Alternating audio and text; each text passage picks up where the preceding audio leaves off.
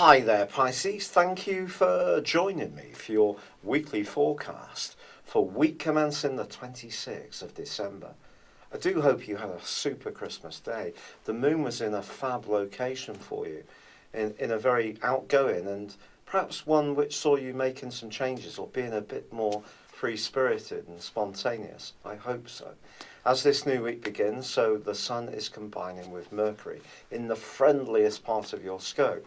Now, of course, this is a time of year when we get together with people, and because Mercury's retrograde, perhaps you're going to get together with some people you've yet to see. Mercury retrograde has a bit of a bad reputation, but I see it as a real opportunity to grapple with the things that aren't working so well. So if you've yet to get together in that gathering, this is a good time to do so. Then again, this part of your scope is a lot to do with your future. And if you are formulating your ideas for next year, then this can be a big part of your thinking. When the Sun and Mercury are very close, combust, we can have moments of ingenuity, real sparks of special insight. So be attuned to how your thinking is going, because it could be quite fluid, but also very illuminating. It is true that Venus, the planet of love and affection, does continue in a very sentimental part of your scope, which can add to that desire to get together with people you're missing. But she's also forging some great links to other planets.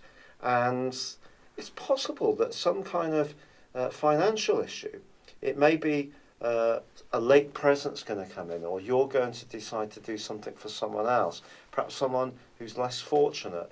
But there's a lot of goodwill flowing around the first 3 days of this week, but it may come from unexpected sources or come about in a more spontaneous way.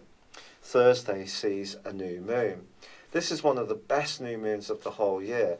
It's in the friendly Capricorn for you, and it is about continuing to formulate your hopes for 2017. It's going to provide a backdrop for the next 4 weeks, but it's forging an exceptionally positive link to Mars and also Neptune, which are combining in a conjunction in your sign.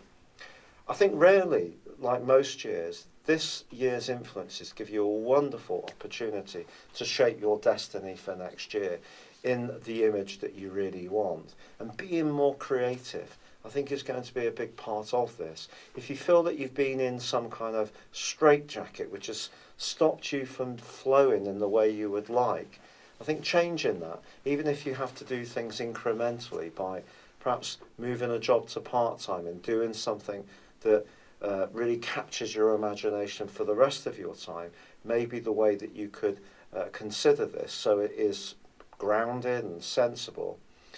When Mars is combining with Neptune, for sure it will increase our ability to soak up energies around us. It's going to take a little bit of the drive away from Mars, but not necessarily in a bad way, as long as you don't try to force the pace too much. It's just asking you to stay sensitive in whatever you're doing, sensitive to yourself, not just others. But do set yourself realistic expectations. I think that is important. And by the end of this year, with the moon in the 12th solar house, for some Pisces people, I think a very quiet New Year's Eve may be in prospect, of just stepping back, reflecting on the past year, perhaps just being with 1 or 2 people who are really important to you. If you are feeling more gregarious, which is possible from this new moon, I think being with people that you do feel very comfortable with is important, because you could really feel very sentimental, maybe even a little bit melancholy as the final curtain comes down on the year. But believe me, 2017 holds such rich promise for you, especially in the first 6 months. It's been a real pleasure being with you. I'd like to wish you a very happy new year. Good luck and goodbye for now.